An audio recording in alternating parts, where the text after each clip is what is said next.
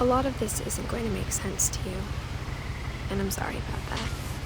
I'm just going to start at the beginning, with the house.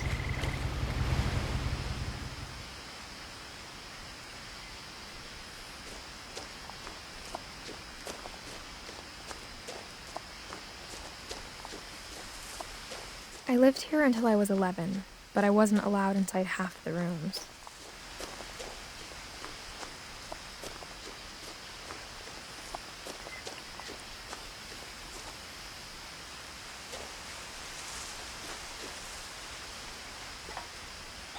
Inside the mailbox were bills from 7 years ago, marked urgent, open immediately.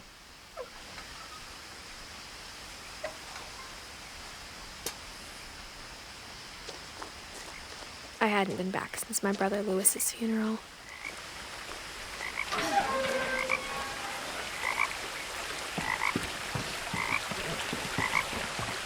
In her will, my mother left me a key, but didn't tell me what it unlocked. Maybe she thought I'd know, or she thought that the mystery would be enough to bring me back.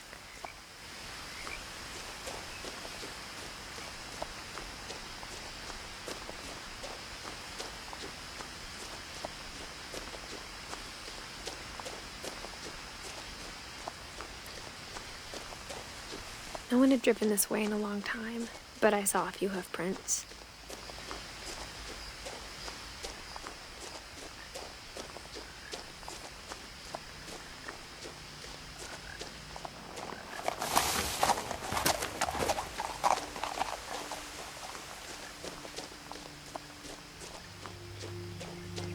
The truth is, even after I inherited the house, I never thought I'd come back to it. But now I had questions about my family that only the house knew the answers to.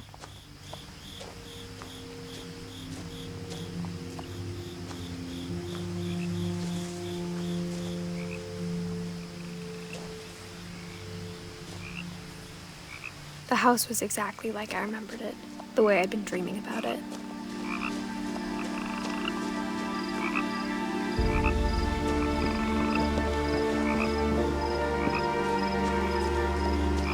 I asked Edie once about the dragon in the pond. She said it had killed her husband. I was 6. It seemed like an odd joke to me, even then.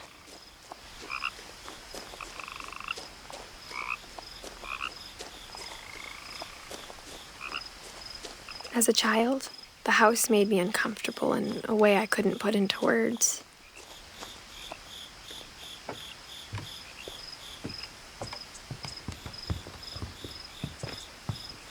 Now, as a 17-year-old, I knew exactly what those words were. I was afraid of the house.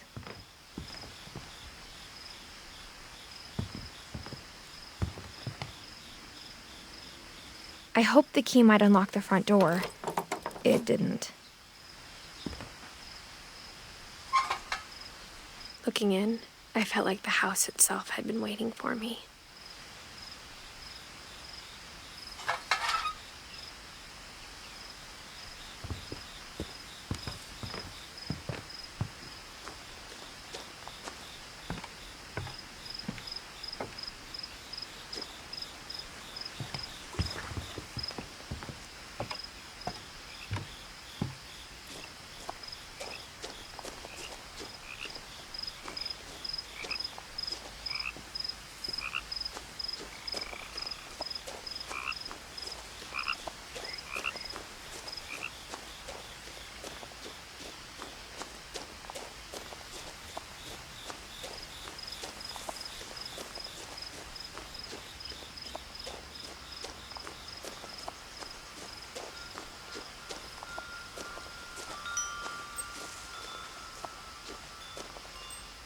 The house felt like it had always been here.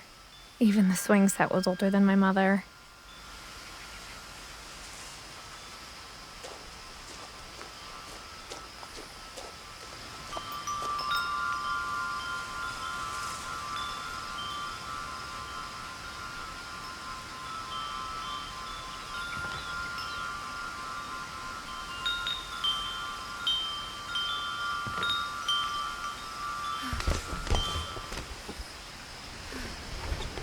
Crawling through the doggy door used to be a lot easier when I was 11.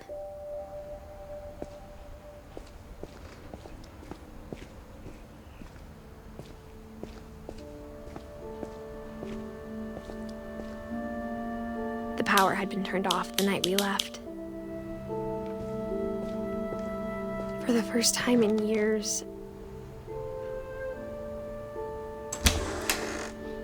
I felt like I was home.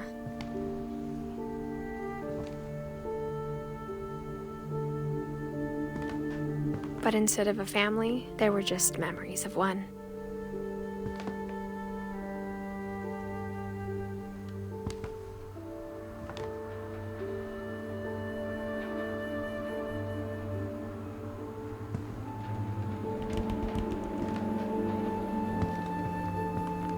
Like how only one restaurant would deliver to our house, so we had Chinese a lot.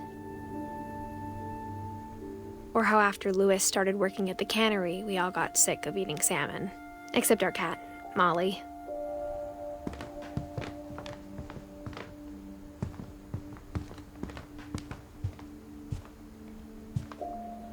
The table was still a wreck from the night we left.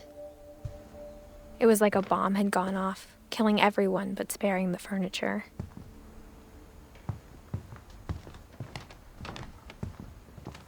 My mom was the only one of us who could imagine Great-Grandma Edie living in a nursing home.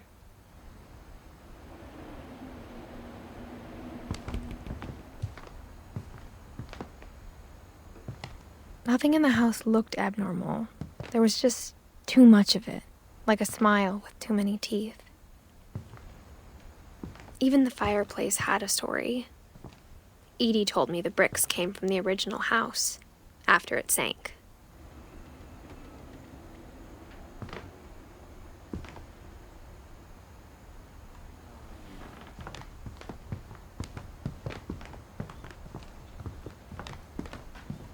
Mom always told me to stay out of the basement, so I wasn't too surprised when the key didn't fit.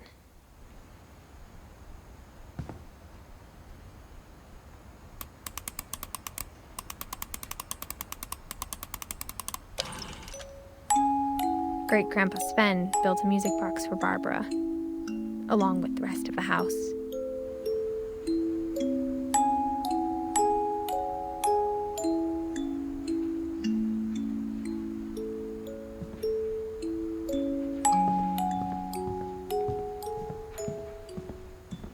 My mom wasn't much of an optimist, but she never stopped believing that my brother Milton was alive.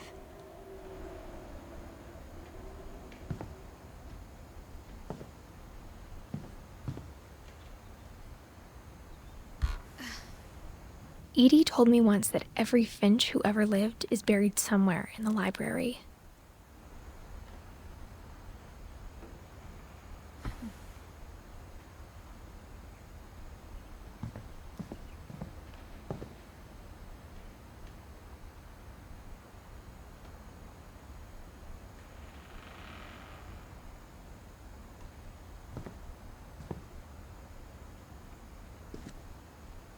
After Milton disappeared, Mom sealed up all the bedrooms. Then Edie retaliated and drilled peepholes.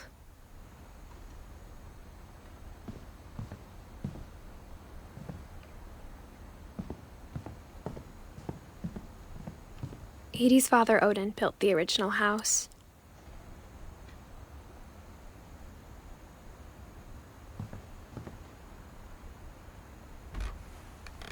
Barbara was a child star for 2 years, until America grew out of it.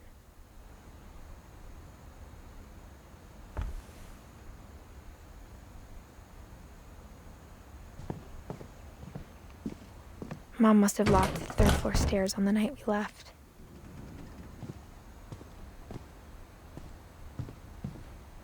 Whenever people ask me about my family, the first thing they always want to know about is Barbara.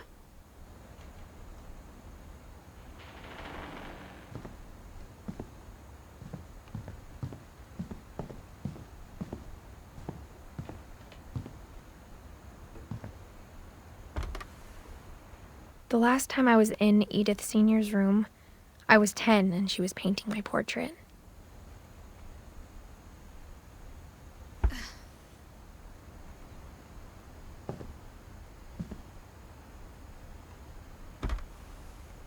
As a kid, I just assumed every house had peepholes and sealed rooms you weren't allowed inside of.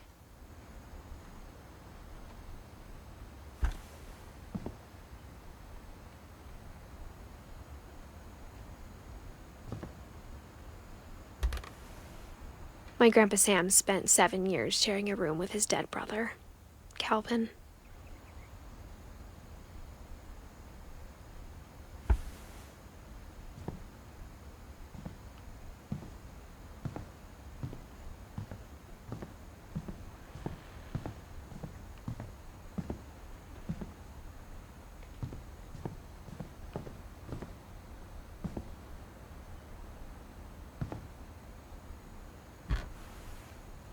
Molly always seemed like a girl I could imagine being friends with, if she hadn't died in 1947.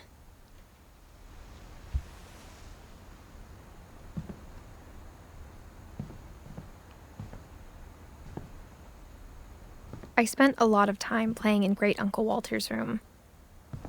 I think my mom sometimes regretted not sealing it up.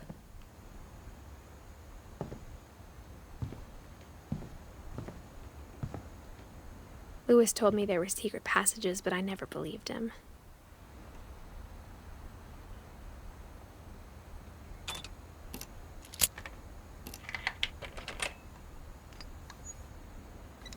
Turns out, my mom was really good at keeping secrets.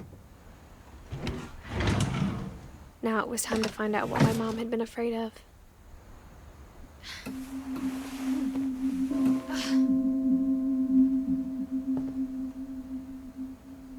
From the paintings on the wall, it was clear my brother Milton had been here before me. Reading this, maybe it sounds like I had a plan. But I had no idea what was behind that door.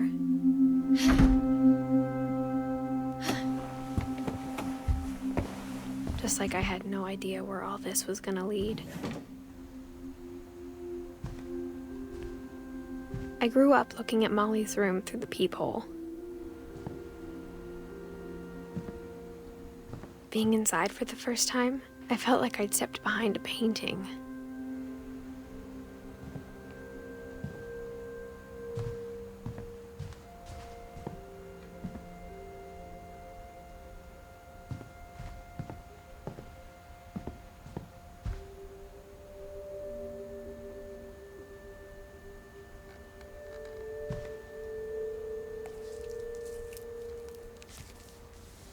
December 13th, 1947.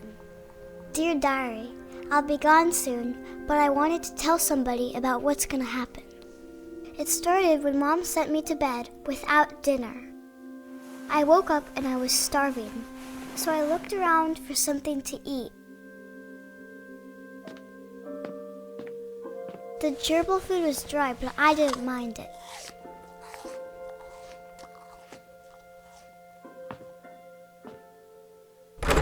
Mom, can I come out now? Sweetheart, it's late. Go to sleep.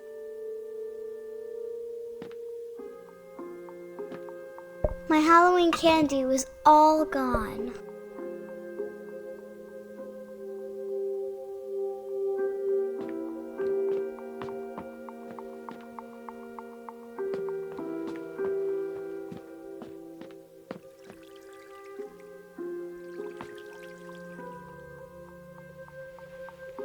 I thought about eating Christopher, but I held back.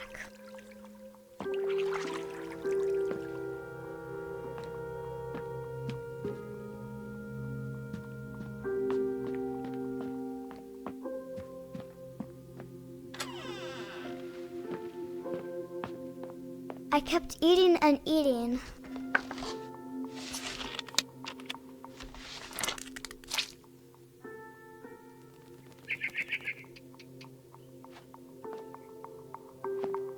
I ate a lot of things that night.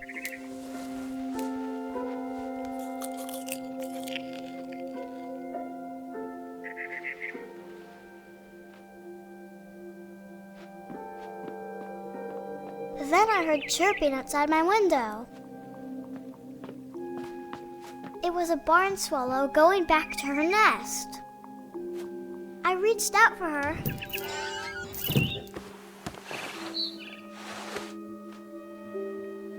suddenly,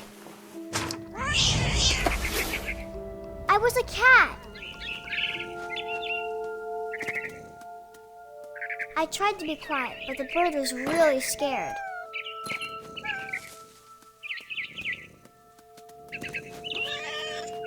Mom and Dad didn't even look at me.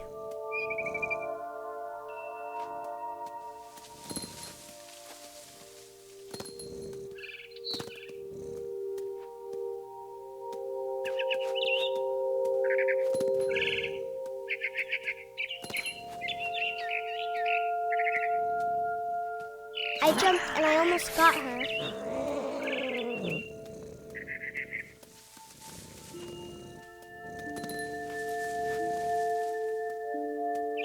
I could tell she was getting really tired. Now I was up in the big tree. I promised Dad I wouldn't climb it anymore.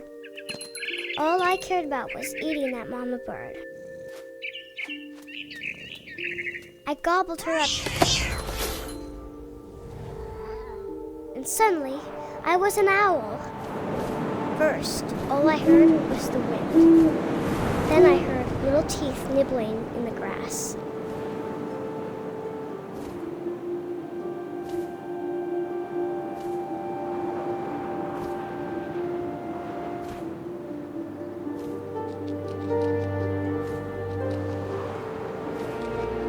Rabbits.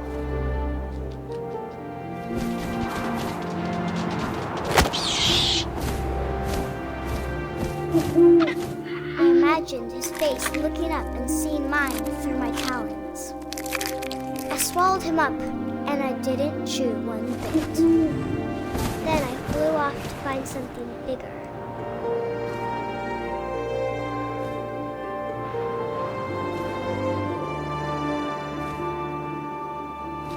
A mama rabbit.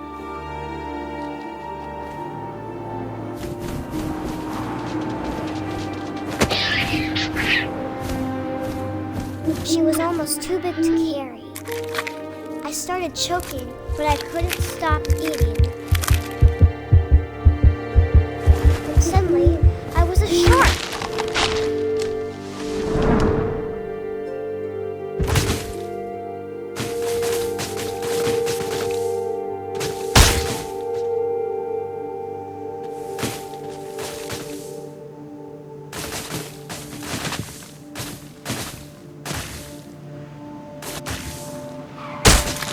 I rolled off a cliff and into the ocean. Now, I was hungrier than ever.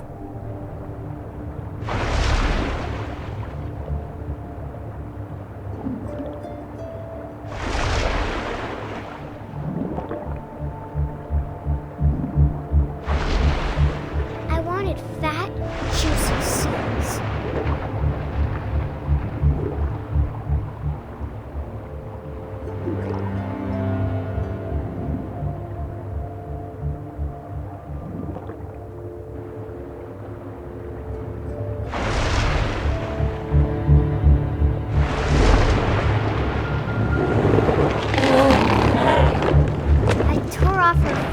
And it tasted really good.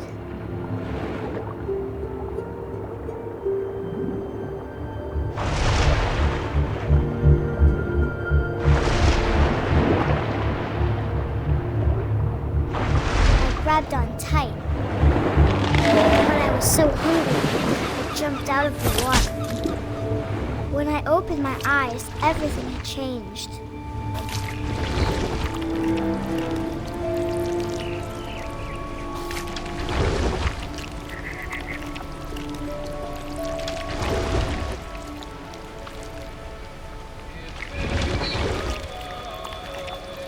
Now I was a monster, and I smelled people everywhere.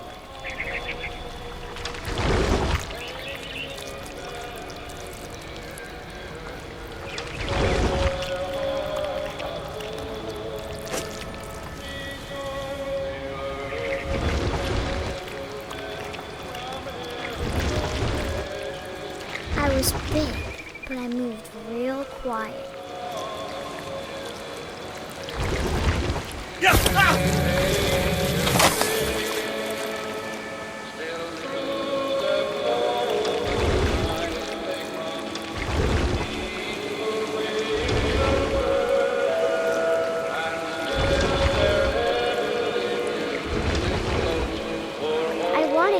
stop, but also I didn't.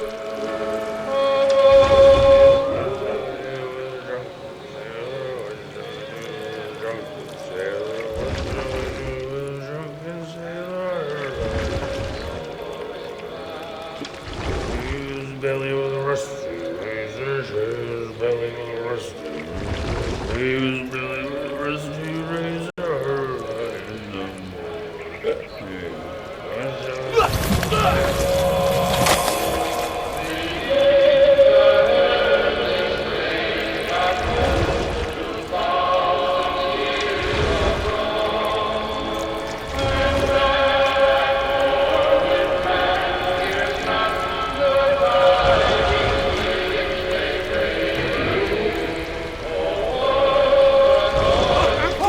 Passenger, I was still hungry. And across the water, I smelled something new. Something I had to have, so I swam towards it.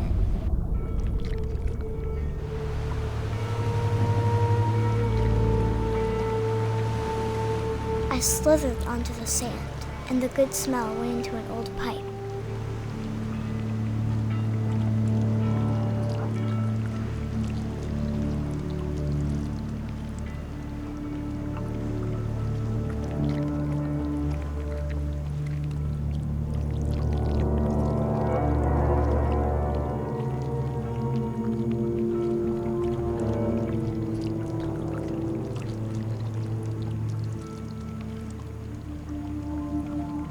I got closer and closer.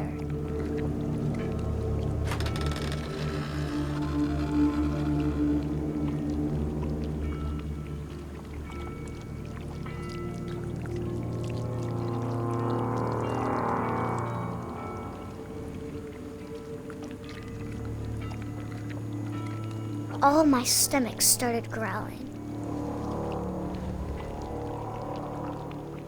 And suddenly, I was me again. I held my breath for a long time, but I couldn't hear anything. I think it's waiting for me to fall asleep. But it's not going to wait much longer. It needs to feed, and we both know I will be delicious.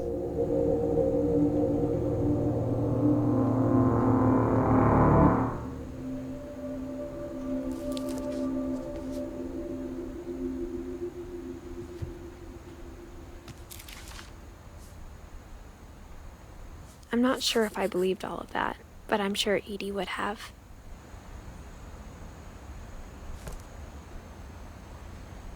I got the sense Edie had spent a lot of time here, before my mom sealed the doors.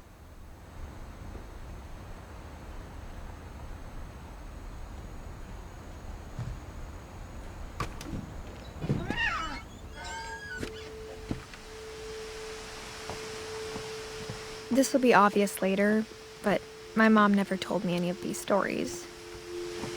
Edie would have, but Mom didn't like bringing up the past. Though, when we adopted a stray kitten, she was the one who named it Molly.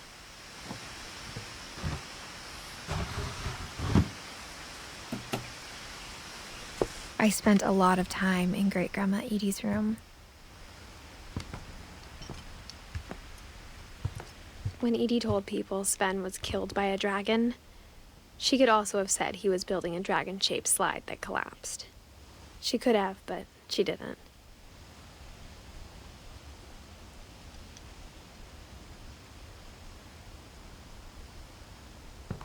Even in her 90s, sometimes Edie seemed a lot younger than my mother.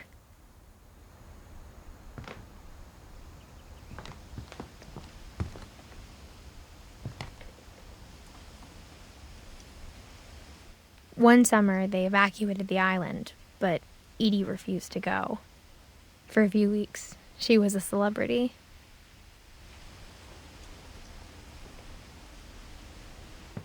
I hadn't thought of myself as Edith Jr. for a long, long time.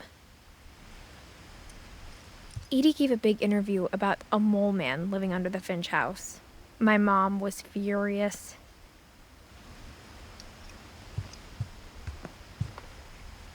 Louis died a week before we left, but Edie had already started to memorialize him. Edie knit me a new pair of gloves every year, just in time to replace the old ones.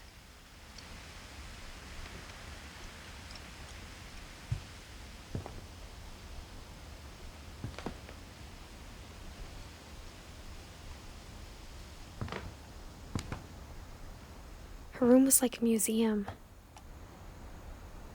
For 500 years, the Finches have been famous throughout Norway for their fortune and misfortune.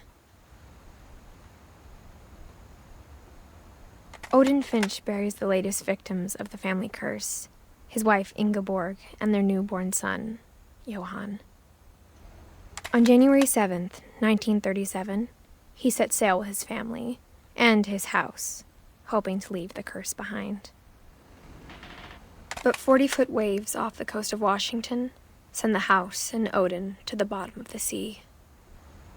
Odin's daughter Edie, with husband Sven and baby Molly, step ashore on their new home, Orcas Island. Odin Finch is the first to be buried in the new family cemetery. His daughter Edie is already dreaming of a new Finch house.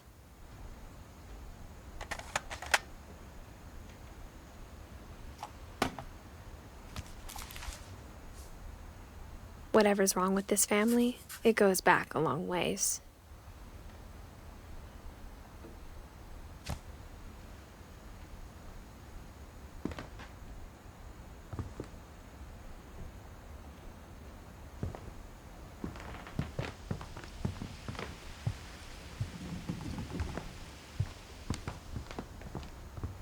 The only trace Grandpa Sam's first wife Kay left on the house was the pink bathroom. It was a pretty big trace.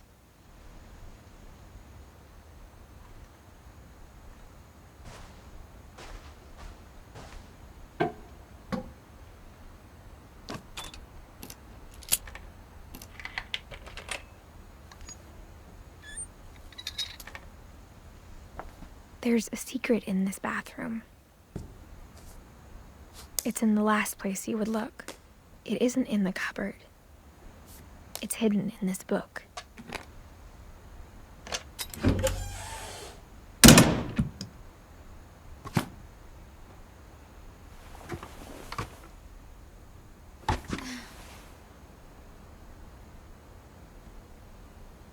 Sven gave Sam an old camera he'd refurbished. He never put it down.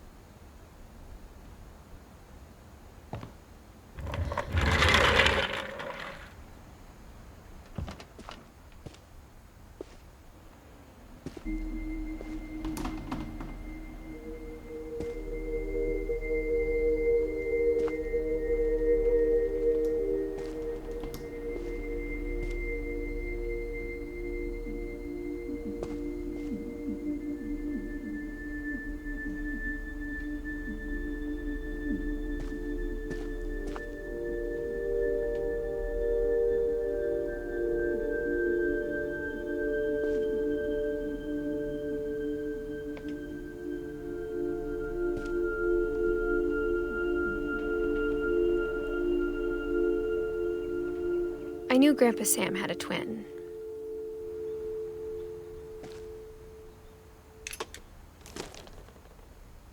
And that he never talked about him.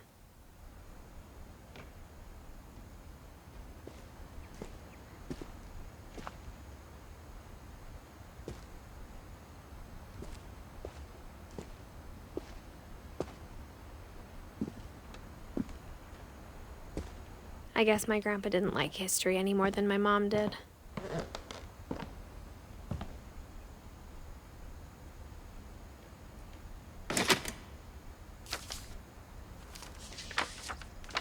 How I Want to Remember My Brother by Sam Finch. The thing I remember is that when he made up his mind, that was it. My brother said he'd die before he ate another mushroom. And he did. At Barbara's funeral, we swore we'd never be afraid again. And he wasn't. I think Calvin always wanted to fly. Sam! Calvin! Dinner's ready! Coming! But that day, he finally made up his mind to do it.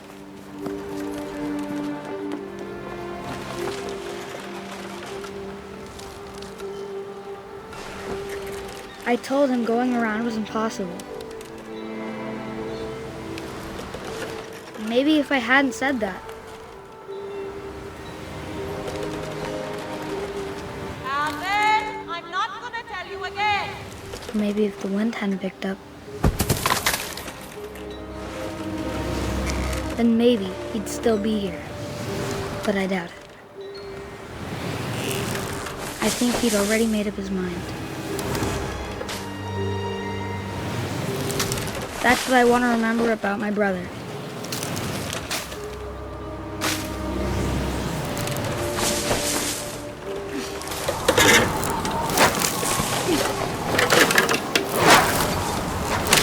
The day he made up his mind to fly. And he did.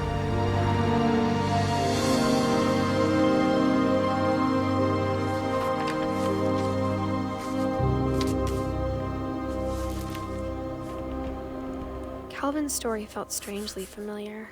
When I was younger, I remember trying to do the exact same thing.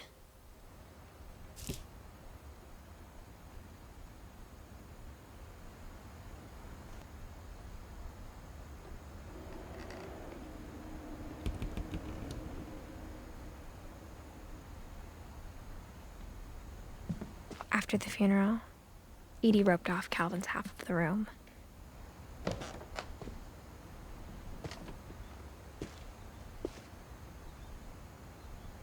Mom said Grandpa Sam enlisted at 18 and never set foot in the room again.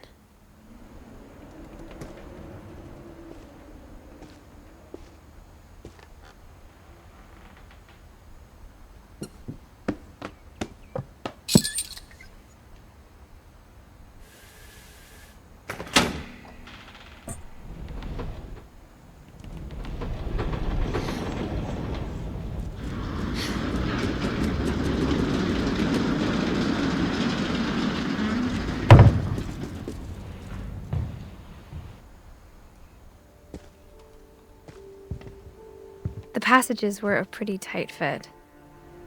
They'd obviously been built for smaller hands and bellies.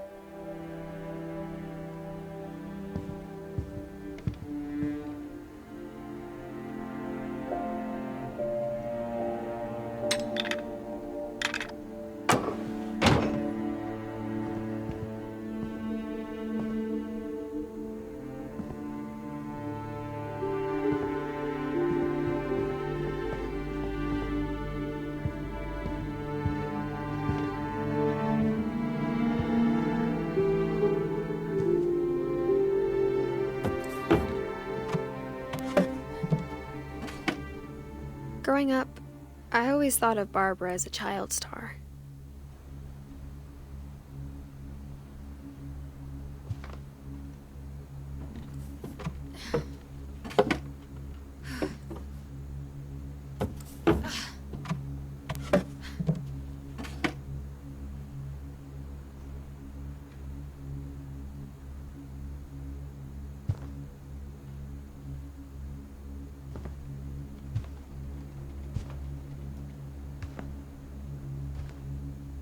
I never thought about how hard it must have been for her afterwards.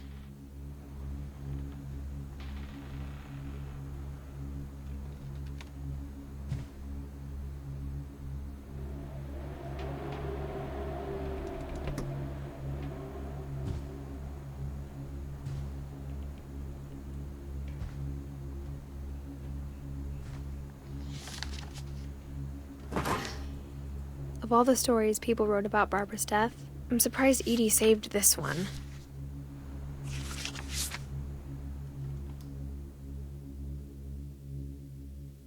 Old Jack here with another ghastly tale inspired by America's most unfortunate family. I'm calling it the surprise ending of Barbara Finch. As a child star, Barbara was famous for her scream. Now at 16, she was all washed up, a has-been. But in a lucky break, she'd been asked to perform her signature scream at a local convention for monster movie fans. It was just the boost her career needed. Unfortunately, her scream hadn't aged well. Getting better. I think you just need the right motivation. Her biggest fan and current boyfriend, Rick, was about to demonstrate when...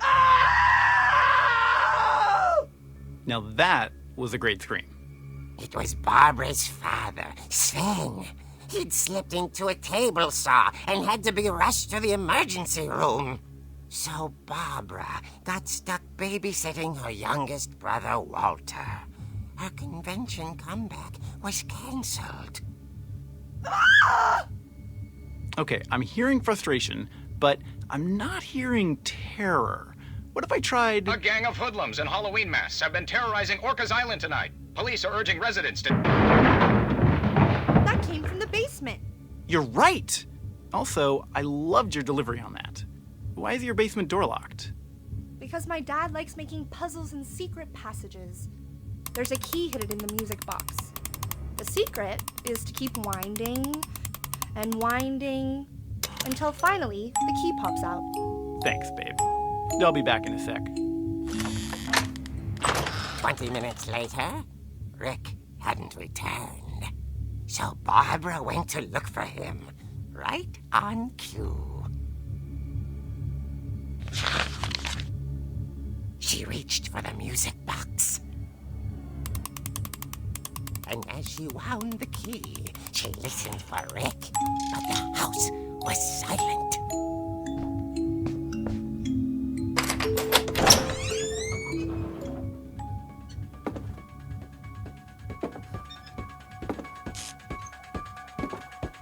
She found Rick's crutch and imagined the worst.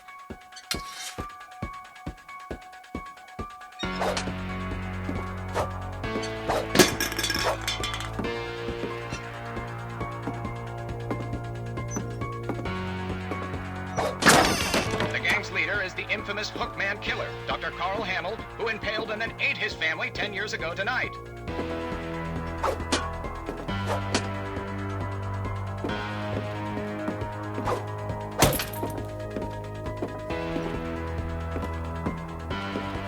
The old fridge rattled and grew still.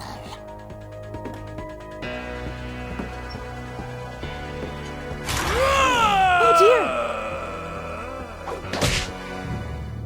Oh! Rick? Barb, relax. I was just trying to scare you to help you find your scream. Well, I'm not scared, Rick. I'm furious. Then act furious. All I'm getting from you now is that you're hurt and confused and She threw him out, but she kept a little something to remember him by. Barb, have you seen my other crutch? And she was still holding it when she fell asleep watching the late picture show. Hours later... Barbara!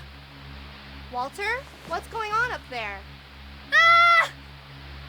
Okay, I'm coming up, but if this is a trick, you're dead, Walter.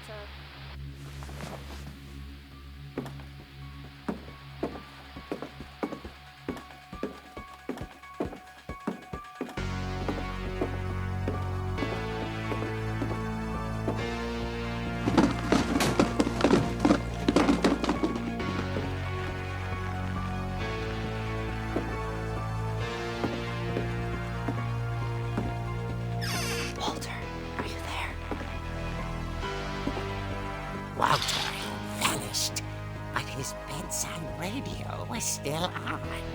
Orcas Island police describe the man as 6 feet tall, with a steel hook for a hand. Residents are urged to lock all doors and windows and notify the police of any suspicious activity. Barbara turned, saw the hookman, and was speechless. He was quite smashing. And there he was. He couldn't get enough of Barbara. Okay, Barbara, there's gotta be another way out of here. That night, she played her part beautifully.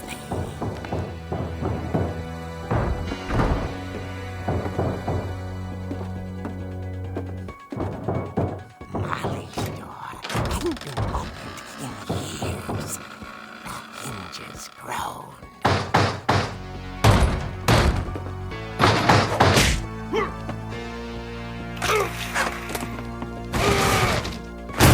He wasn't moving, but she sensed the story might not be over yet.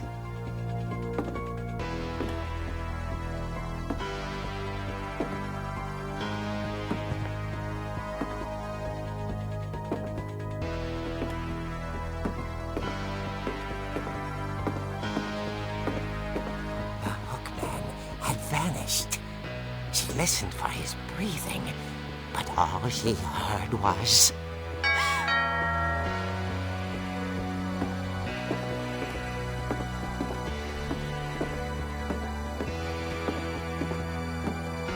At the door, she heard whispering. It was coming from inside the house.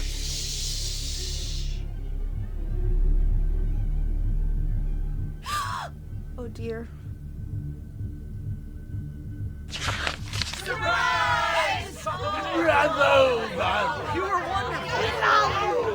monsters had come to surprise her.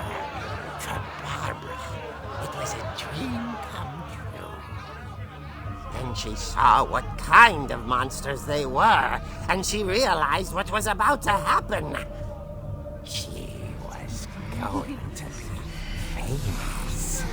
And with her final breath, Barbara Finch gave the performance of her life.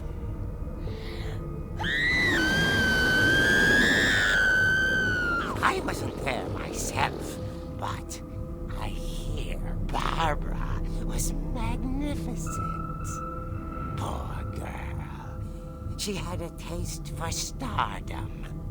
But unfortunately, so did her fans. Of course, the police blamed it all on poor Rick, who disappeared the same night. And little Walter? Hiding under his bed the whole time. He took it all pretty hard, but that's another story.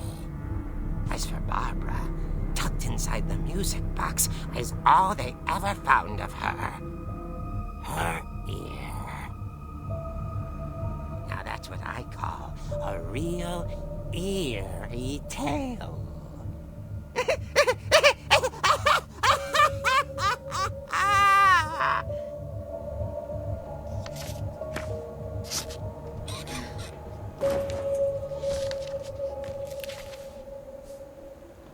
Edie told me all Barbara wanted was to be remembered, as absurd as that comic was.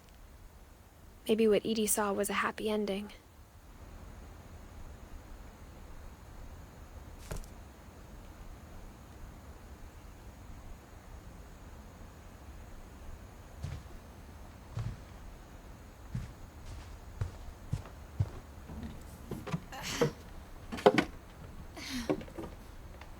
I guess now I know why Mom didn't like me playing with the music box.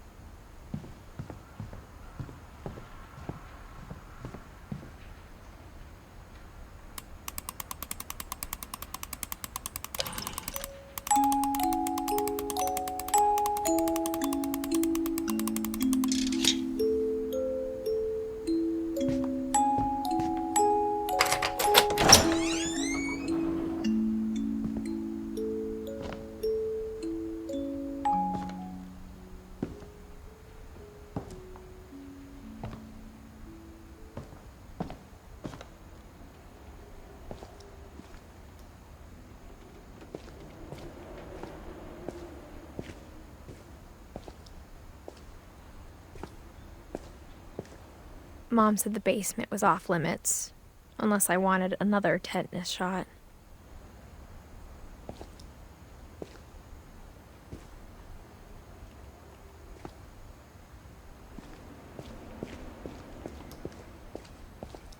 I saw Edie sneak down to the basement once, carrying packages. I thought maybe she was hiding presents.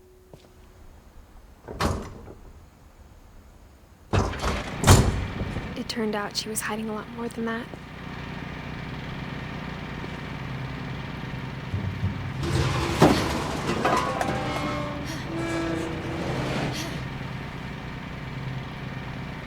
I remember asking Mom once about where Walter had gone.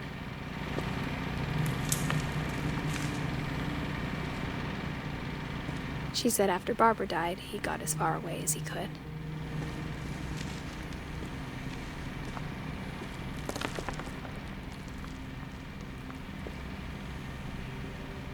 If there's a pattern in all these stories,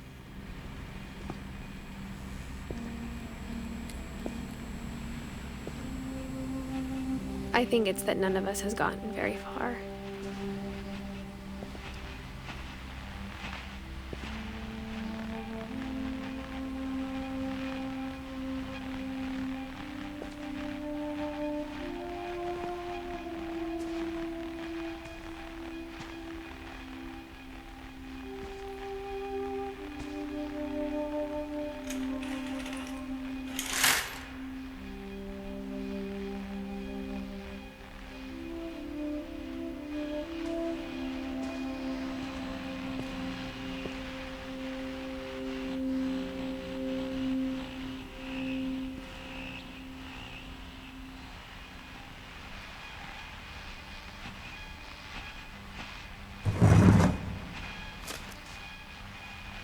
Goodbye, everyone. I can't believe I've been down here for 30 years. On that first day, after the shaking started, I didn't think I'd survive a week.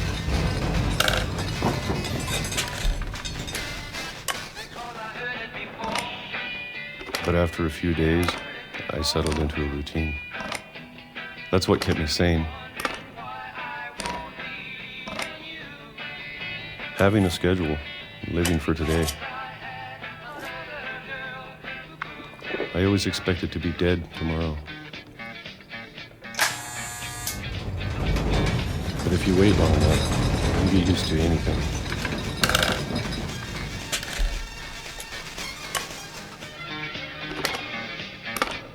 Even a monster on the other side of the door starts to feel normal. Almost friendly.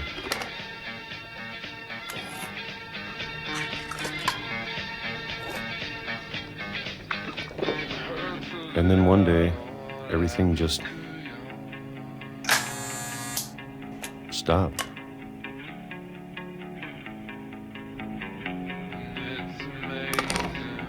Whatever that thing was, it was gone.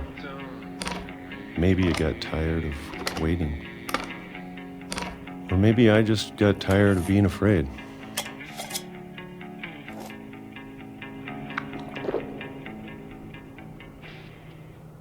It's been a week now, the longest in 30 years.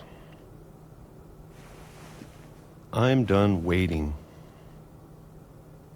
I have to leave while I still can.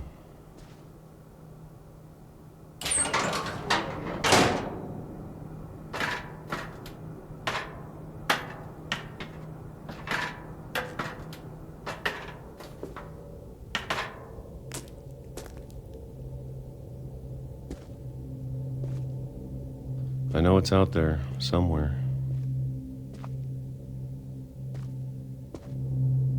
Whatever killed Barbara and Molly and Calvin.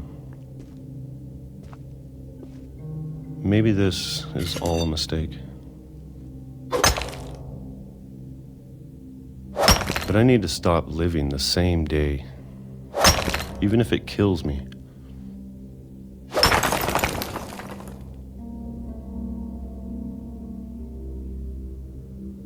whatever's out there, I want you to know I'm ready for it. I'm going to appreciate all of it, especially the food. I don't mind if I only have a year left, or a month, or a single week. I'd be happy with one new day. I can already imagine the sun on my face.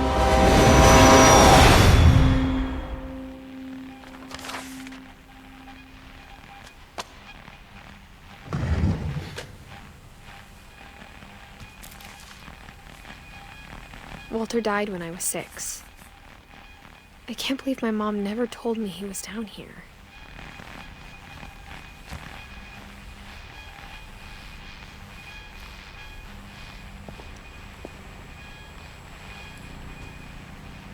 I'm sure my mom was trying to protect me.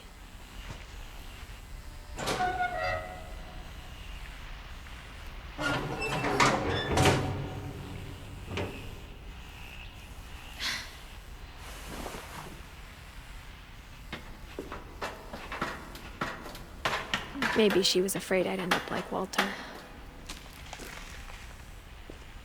But if she never told me about an uncle under the house, I can only imagine what else she was hiding.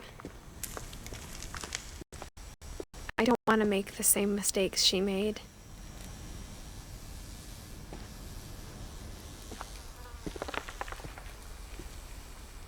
Trying to bury something that's still alive.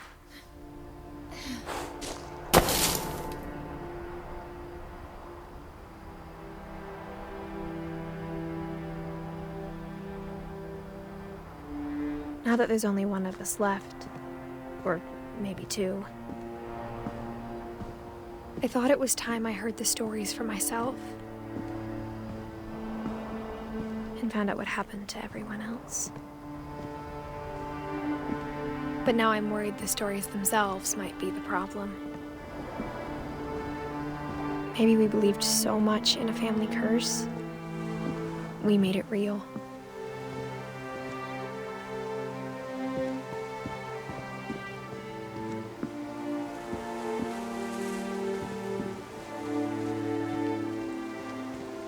I don't know if I should even be writing this.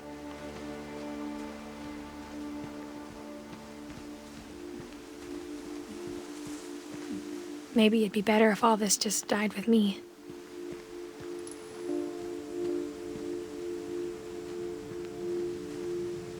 But I thought you should know about your family.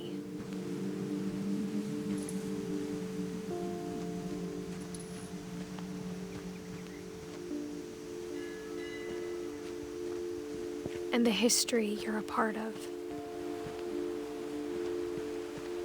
Though to be honest, I feel as lost as you probably do right now.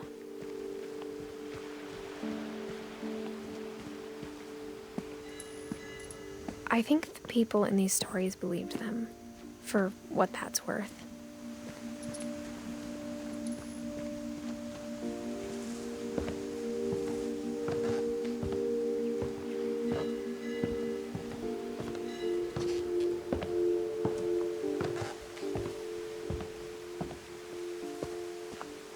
And when you look at the house, had that history of imagination and stubbornness and madness, any of it seems possible.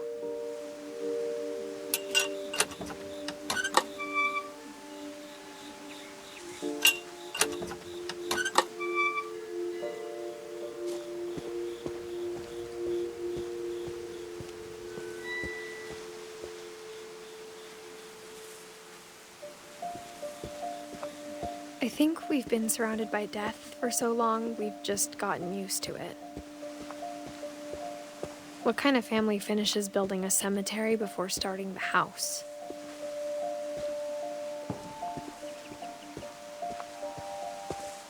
It's embarrassing for me to admit this, but the pet cemetery made me more uncomfortable than the human one. 3 of the gerbils are mine, and 2 had been my fault.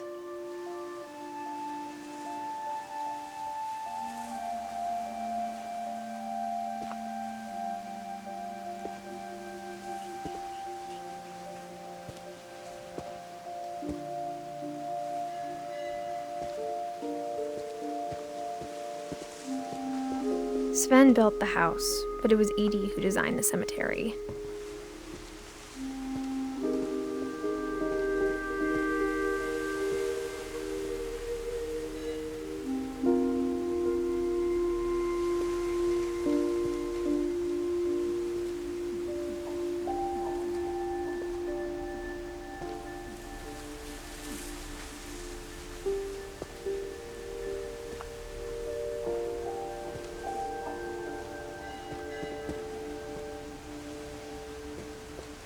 I'm sure Odin's monument had been Edie's idea.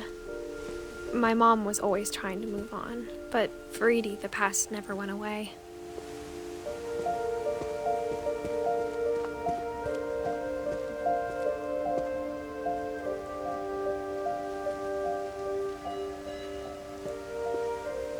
She could see it poking out of the water at low tide.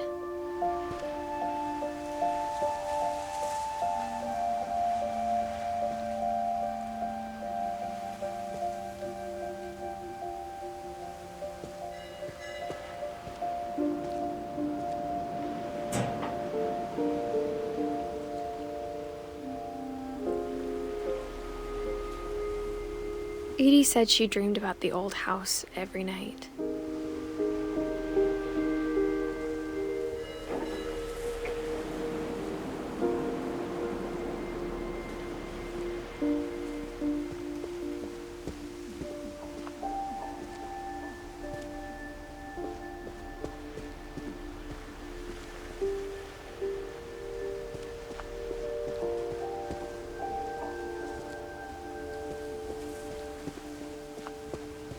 Edie's side was always easier for me to understand.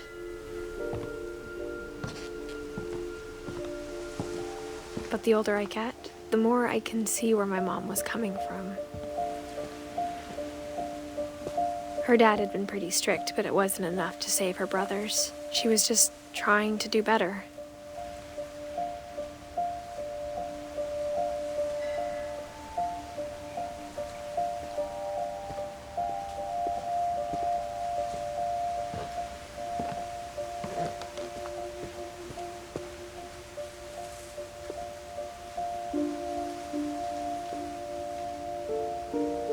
She lost 2 of her brothers, just like I did. I get why she tried so hard to protect us.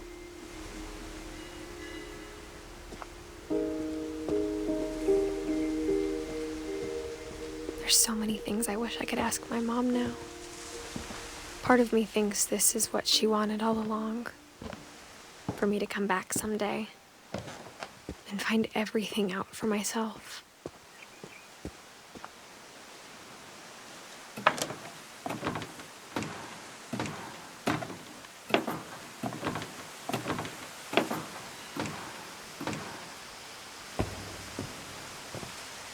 But looking back on it now, if she told me there was going to be so much climbing, I never would have come when I was 22 weeks pregnant.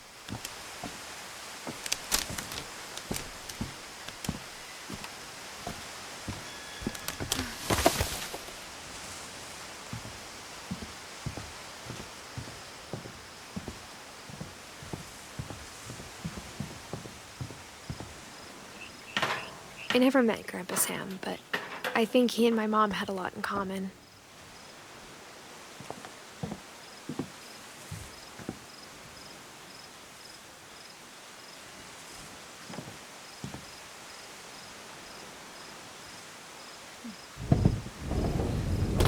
They were both pretty intense.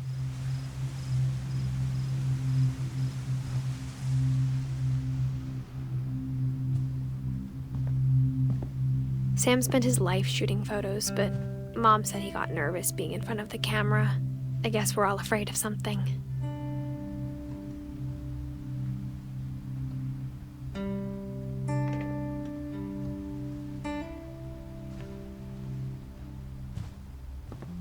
Instead of hiding from death, Sam seemed to go out of his way to meet it.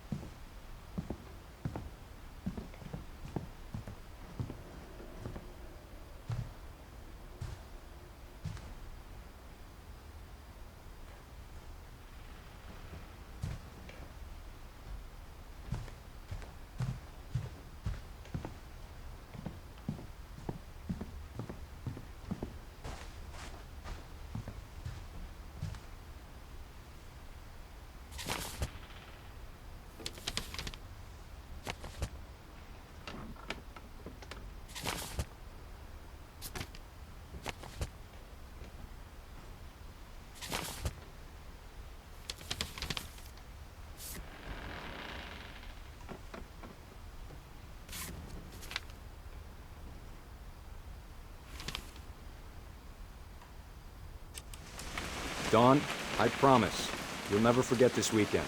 Yes, sir. These memories are gonna last a lifetime. Perfect.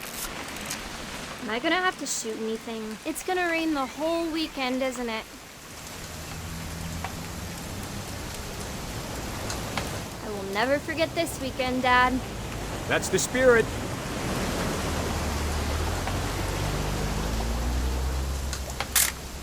Okay, got it. I'm gonna take some pictures, okay? Just be careful. That camera's older than you are. Aw.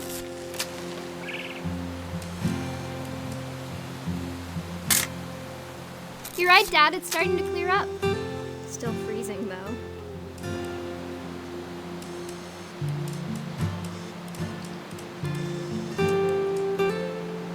Definitely should not have drunk all that coffee.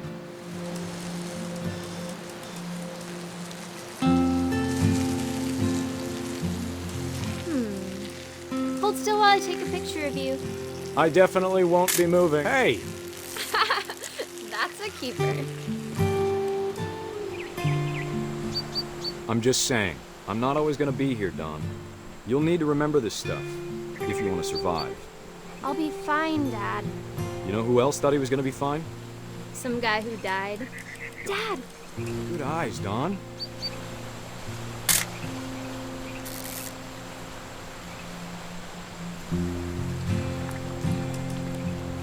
Before you take the shot, let me get a picture of you.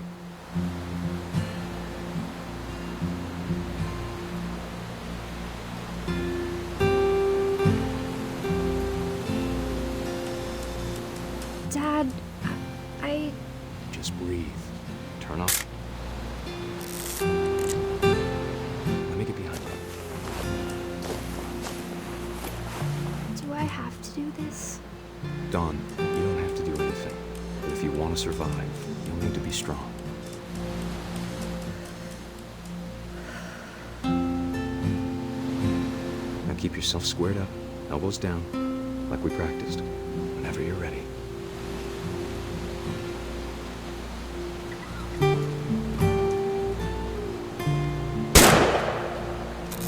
Great shot, Dawn!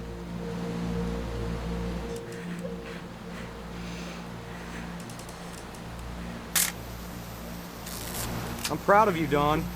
Always remember that, okay?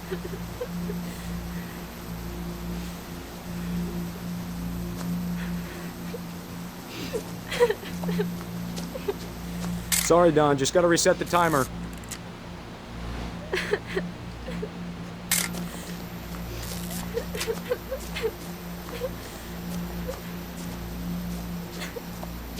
Dad, it's twitching. I think That's it's totally normal, Dawn. Just focus on the camera. Try not to think about— Dad!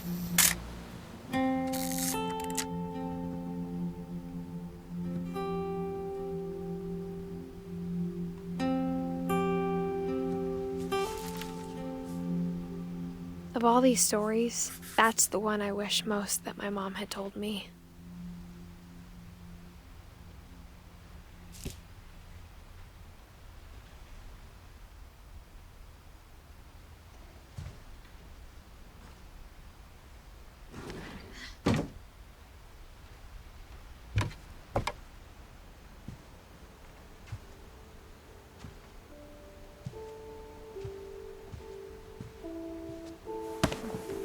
After Sam died, my mom and Edie got really close.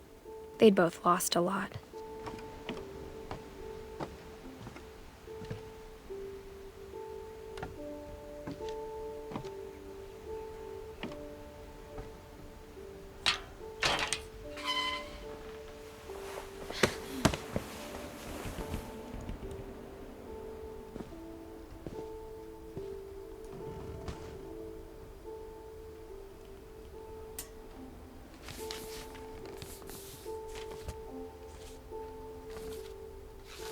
Dear Kay, do you remember the way Gregory used to laugh when he thought he was alone? Like something funny was happening, but only he could see it. I think he saw things the rest of us don't.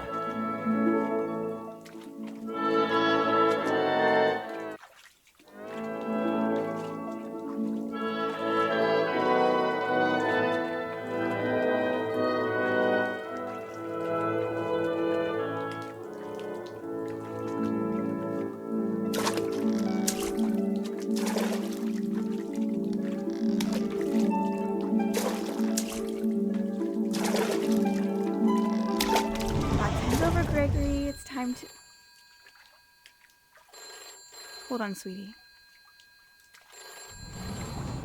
Hello? Sam, I told you I don't want to talk right now. I wonder what he saw.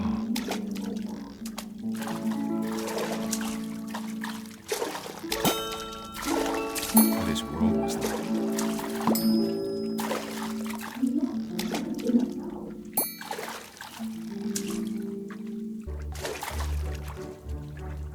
He reminded me so much of Calvin. Lost in his imagination.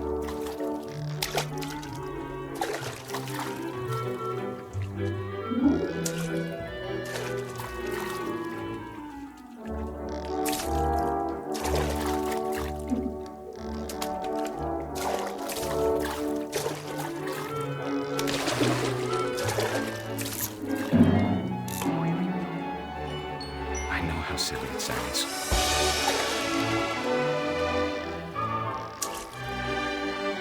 I'm worried about a baby being too happy. I can feel him slipping away. Sorry about that, Gregory. I know you did everything you could. Maybe if I hadn't called that night. Damn it. Hold on, I don't want Gregory to hear this. I wish he could have told us about the world he saw.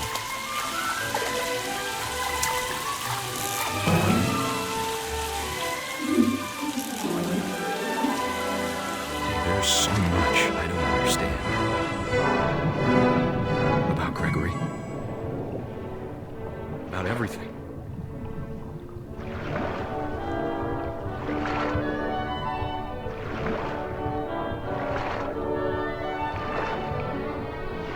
But I know what happened wasn't your fault.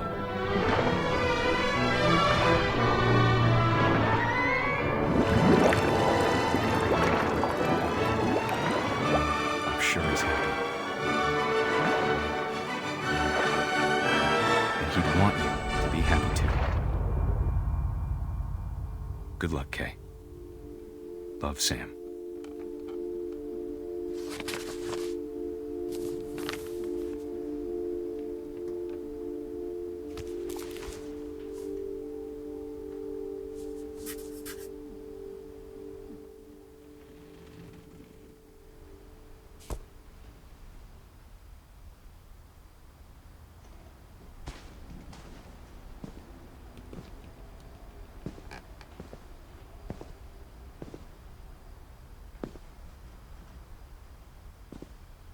I can't imagine my mom ever writing poetry, and yet...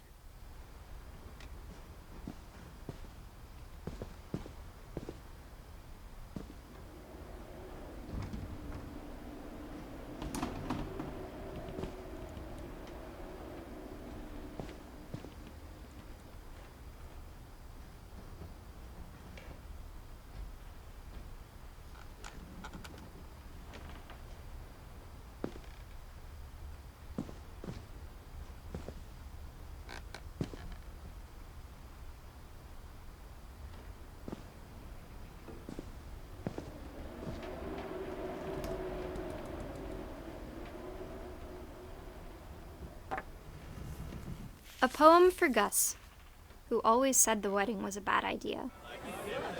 Our father never hit us kids, at least not very hard, before the day my brother said with teenage disregard that he'd be dead before he'd see a wedding in our yard.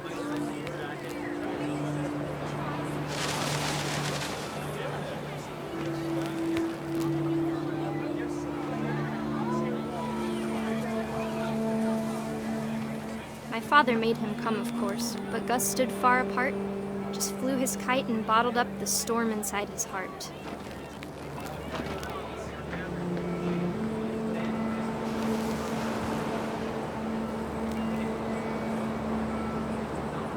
I tried to talk him out of it, but though he'd never met her, we don't need a stepmom, were the words that I now pronounce you husband and wife.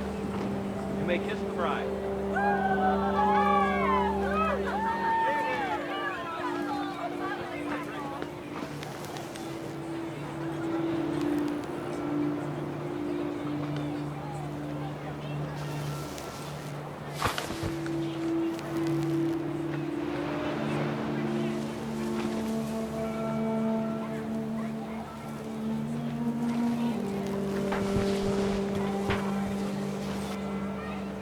the time for photos came, Dad ordered him to come here. But Gus declined and as a sign held up his middle finger.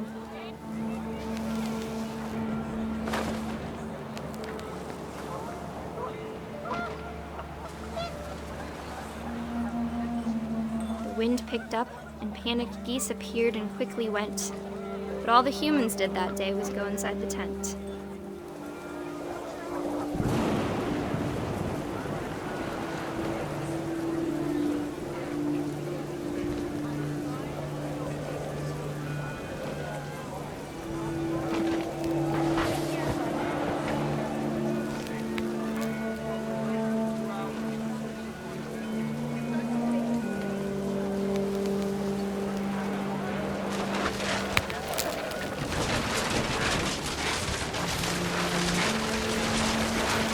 Rain came down in buckets then, but no one seemed afraid that nature might destroy the tent our dad had crudely made.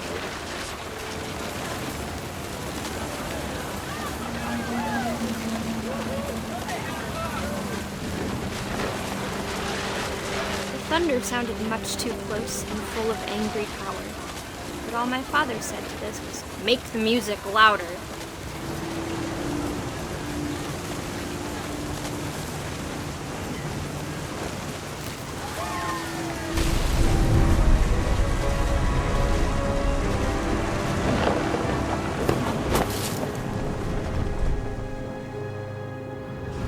I wish that I could truly say I thought about you on that day. Out there on the beach alone, just you, the wind, the sea, and foam. But I didn't, until we found you.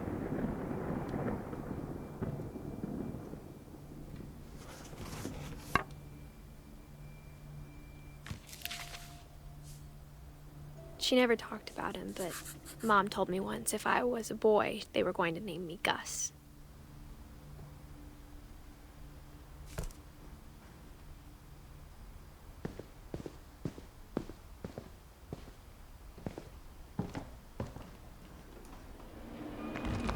My mom moved up to the loft after her brothers died. At the time, it was as far away as she could get.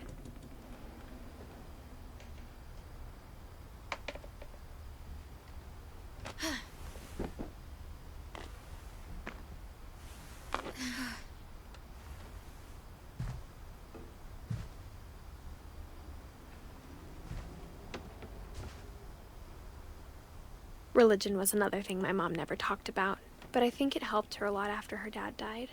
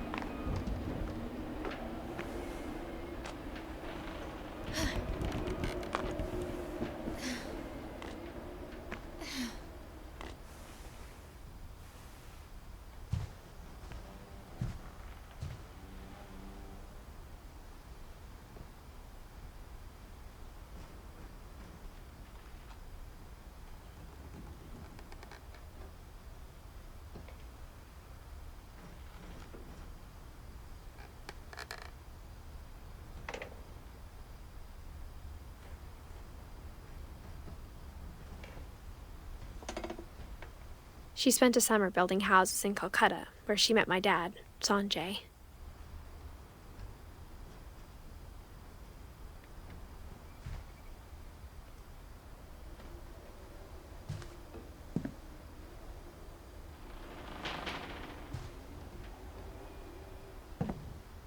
My mom moved to India a week after graduation and got a job teaching English.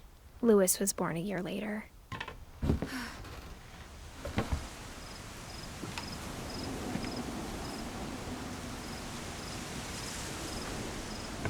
When my dad died, I don't think Mom knew where else to go. I'm sure Edie was happy to have her back.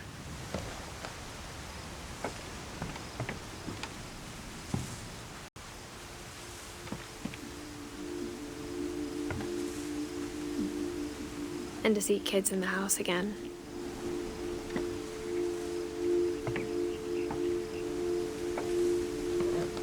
The house had to get a little bigger, but Edie was used to that.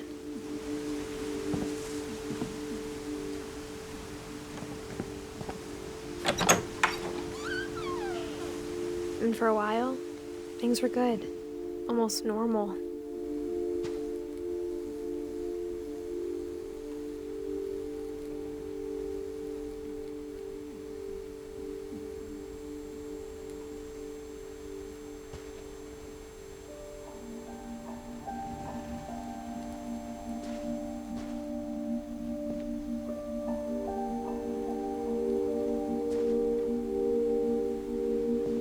But it didn't last.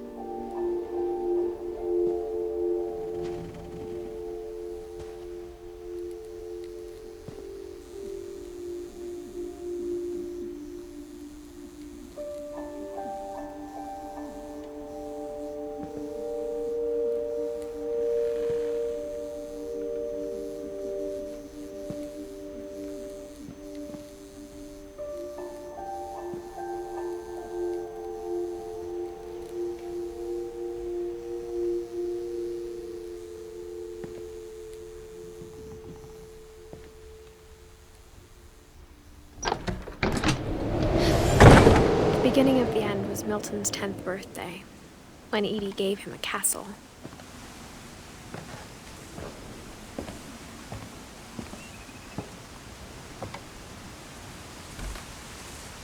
After Milton disappeared, the only thing he left behind was a room full of paintings.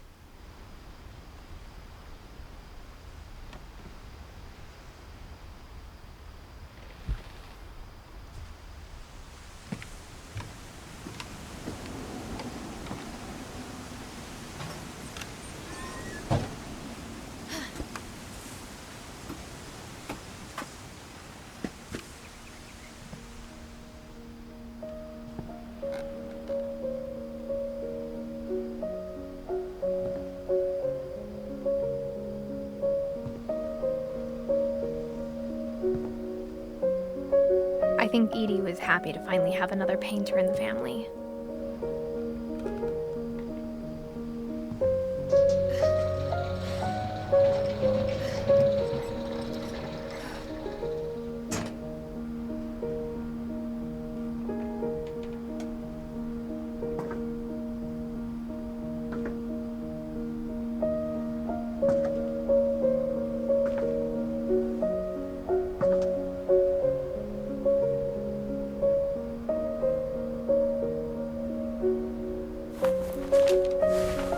Milton Finch in The Magic Paintbrush.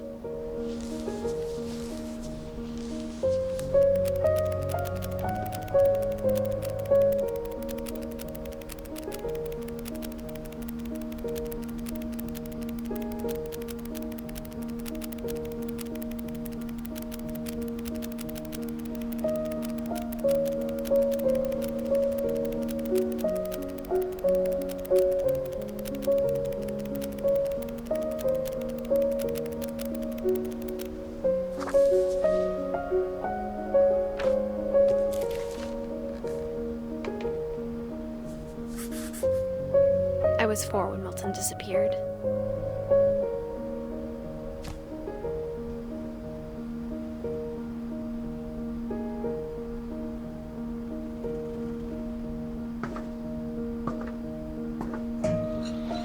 Mom spent months searching for my brother. Then she sealed the doors.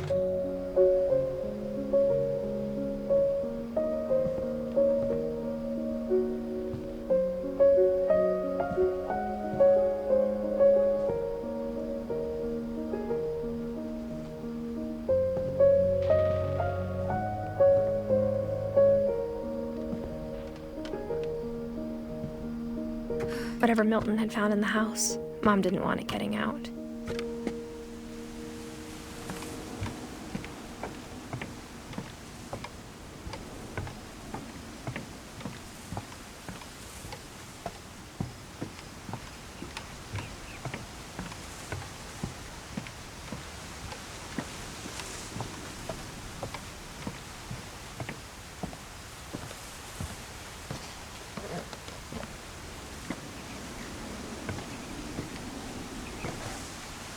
Mom definitely blamed Edie, but I think Louis blamed himself. After he graduated, he just spent more and more time in his room, until Mom got him a job at the cannery.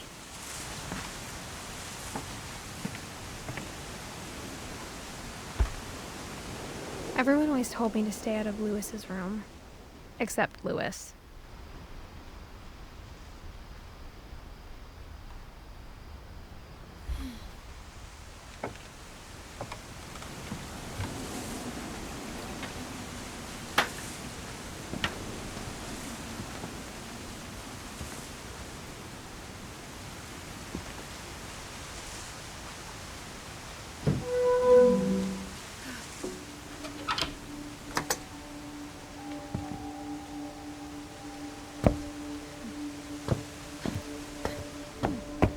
Louis's room smelled very, very familiar. That part of him lived on.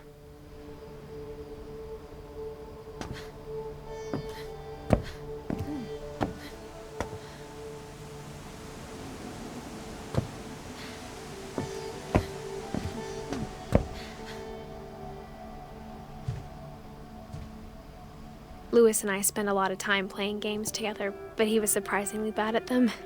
He died a lot.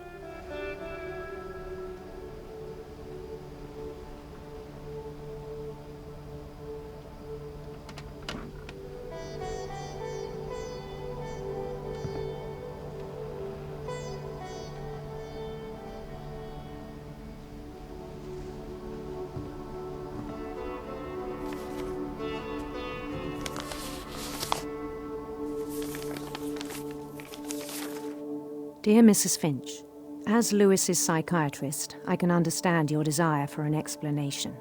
As I see it, the trouble began in January, shortly after we convinced your son to seek treatment for substance abuse. Newly sober, I believe Louis first noticed the monotony of his daily life.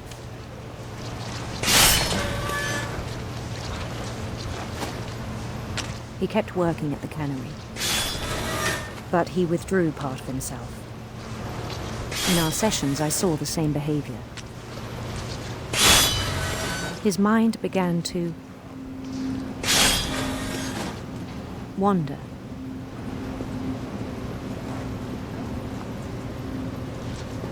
I asked him to describe it.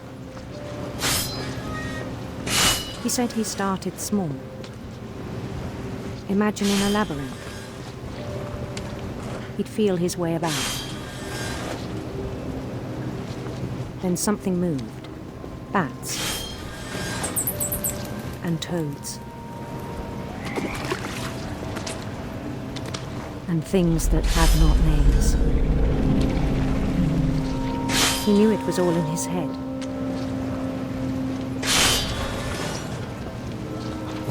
But he took it very seriously.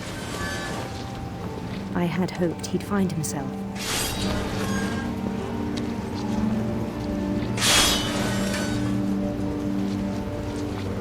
But he found something more. I worried about him then. Daydreaming at the cannery. I spoke with his boss.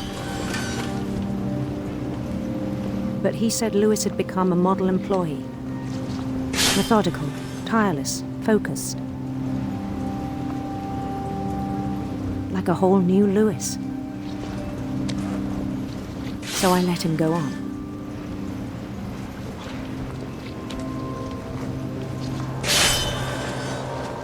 I even encouraged him. It seemed very promising at first. He told me he'd made a new friend.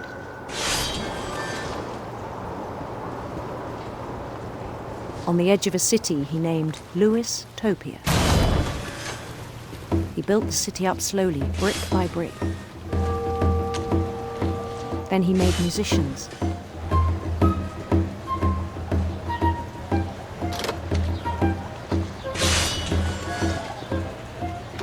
And songs for them to play. He talked about starting a band. and he was always humming something. Every day his imagination grew stronger.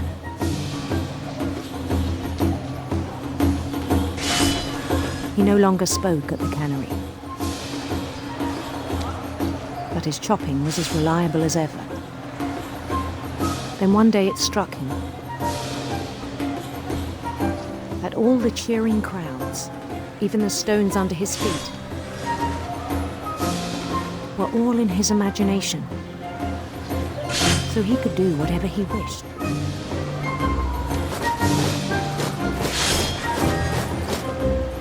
He held an election for mayor, and he won.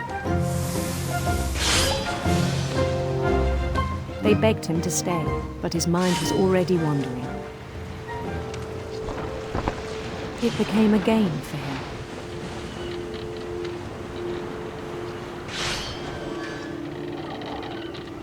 He'd conquer a city, then immediately push on. New Louisville.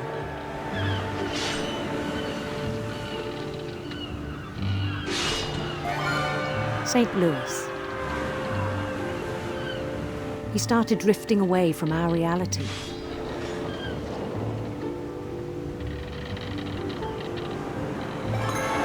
Minneapolis, until one day he forgot to go home from the cannery. Even as his mother pleaded with him, part of Louis kept sailing on.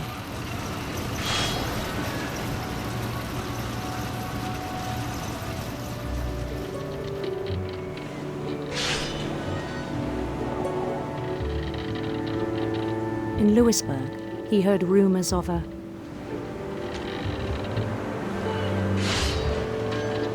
handsome queen.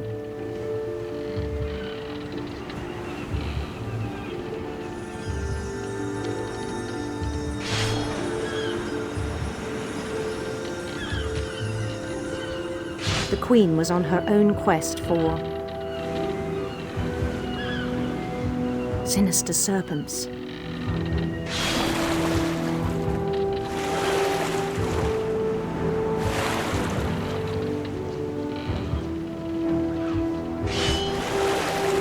Followed the sound of her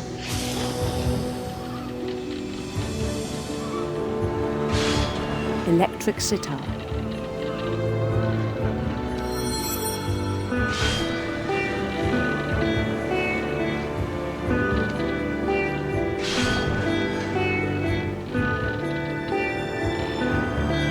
His chase led him to a golden palace east of the sun and west of the moon. Even then, his logic remained sound.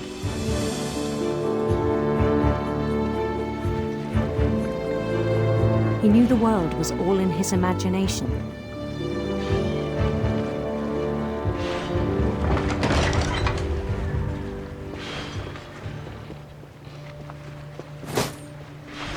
But he was so proud of having created it. In his own eyes, he'd become something greater than a king.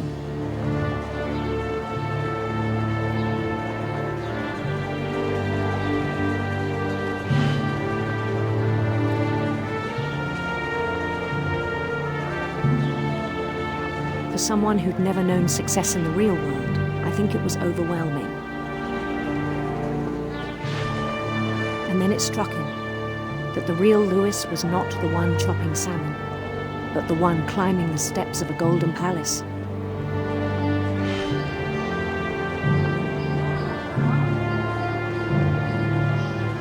My imagination is as real as my body, he told me. It was hard to argue with him.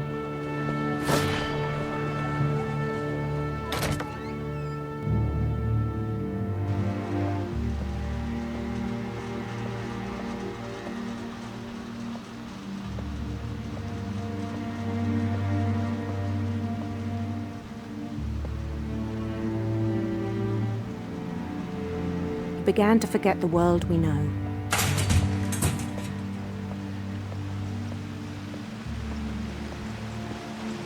I think it pained him to remember Louis, the cannery worker.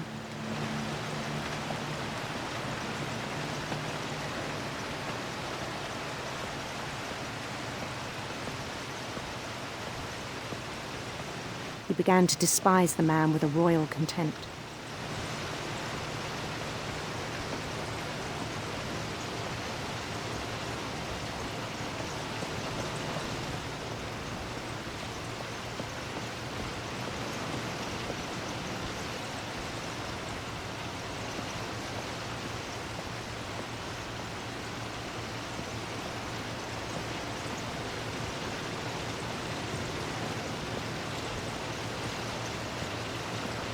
I still thought I could save him. Even after he said he was being crowned king over all the lands of wonder. The palace would be packed with his companions.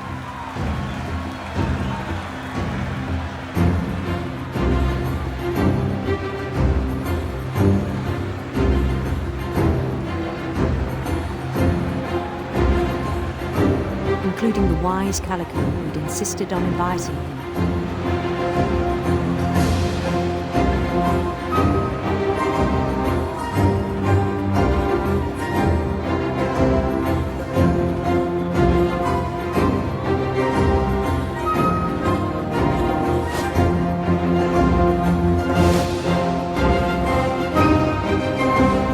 His queen waited, holding his crown.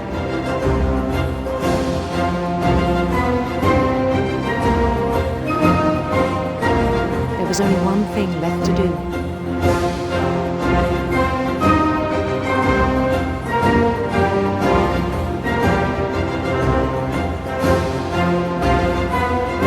Bend down his head.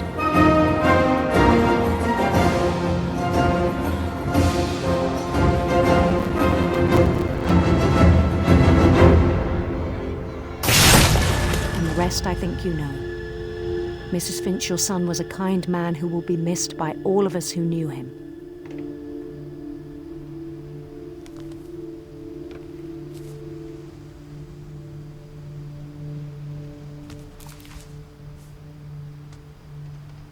My brother was really cool. I wish you could have met him.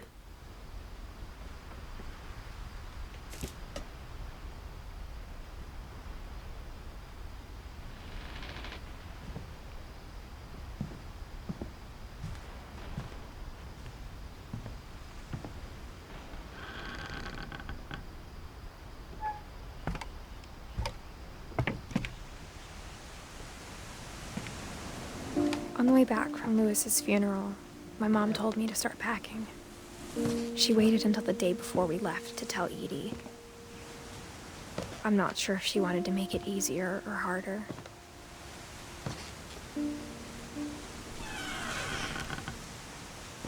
I wish we'd stayed.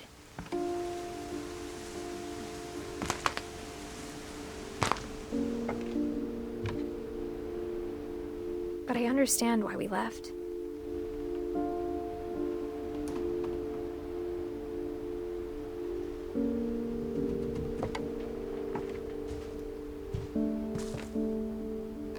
My mom ended up leaving everything behind.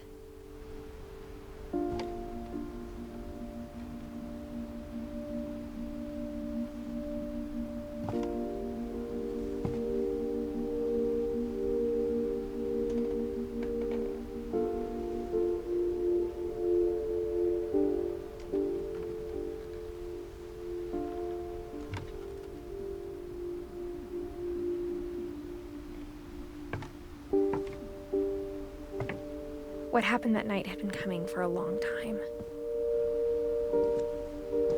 Maybe it should have come sooner.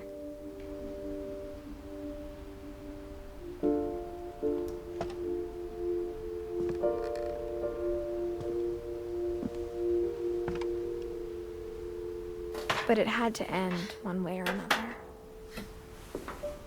All that's left now is to tell you about that last night.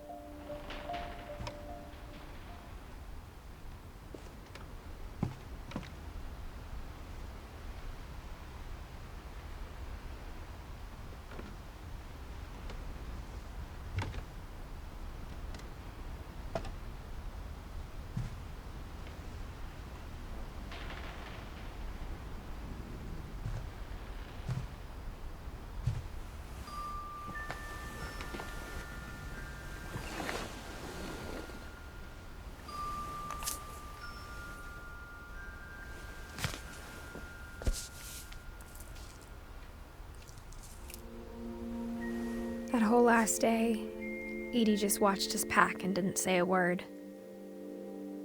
Until supper, when she raised her glass and said, "To our final night together, and all our final nights apart."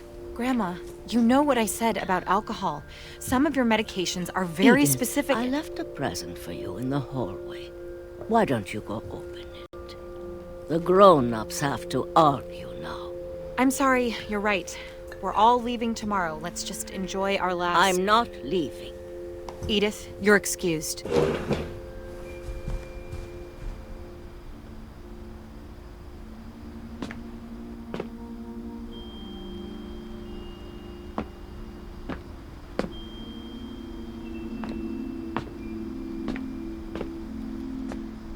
The power had been shut off that morning, but Edie always had plenty of candles.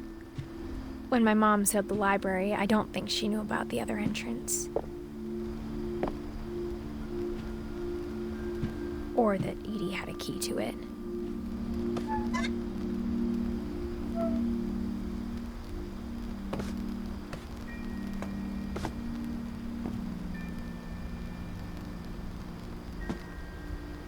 That thing you're afraid of isn't going to end when you leave the house.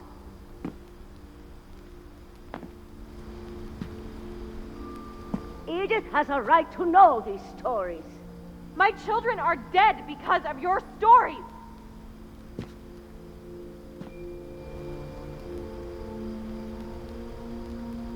I think it's best if Edith and I leave tonight.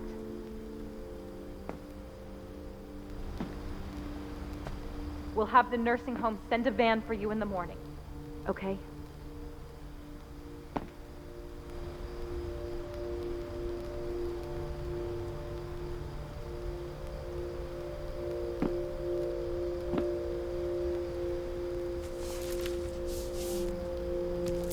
Dear Edith, there's so many stories I wish I could tell you, but there's only time for one.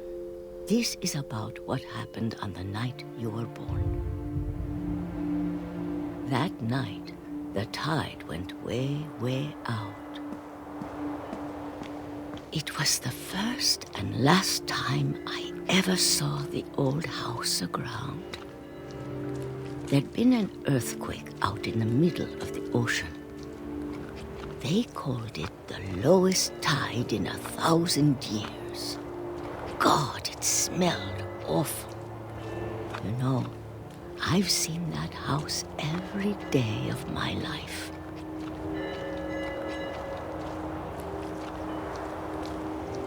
But I never thought I'd go back to it. When the fog rolled in, I lost my way.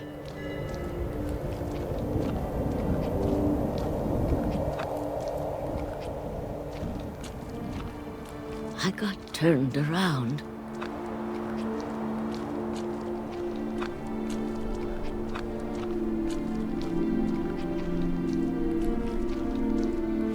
For a while, I wandered.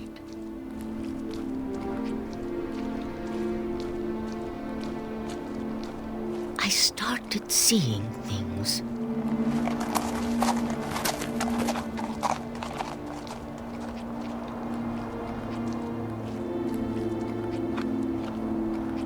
Things I'd forgotten had ever existed.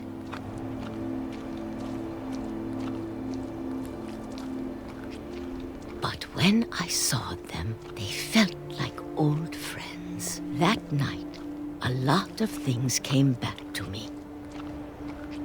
Or maybe I came back to them.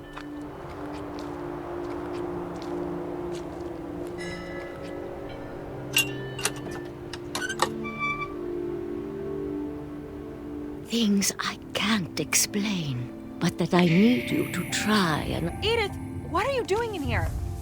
It's mine. Edith! Mom, you're gonna rip it! Let go! I kicked and screamed, but Mom dragged me to the car.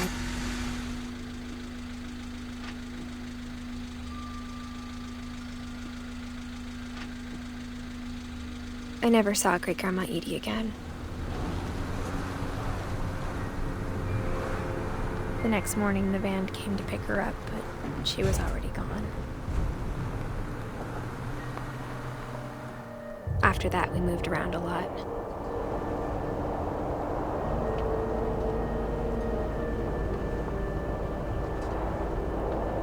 We both tried to make the best of it.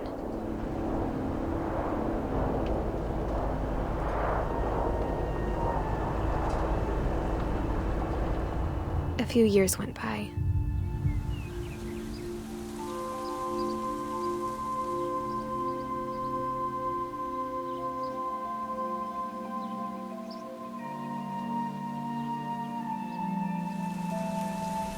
My mom didn't like to talk about it,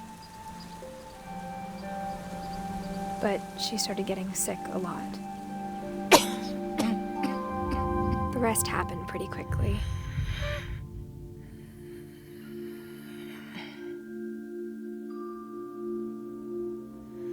She got better for a while, and then she didn't.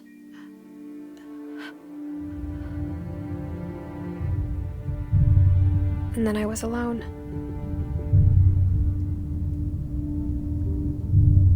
The last Finch left alive.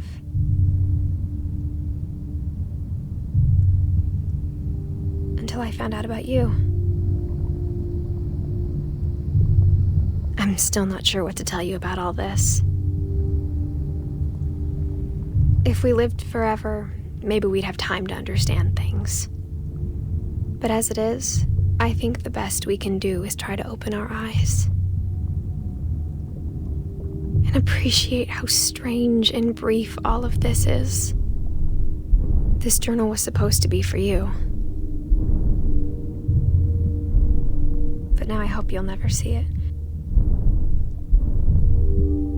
I just want to meet you and tell you all these stories myself. But I guess if you're reading this now, things didn't work out that way.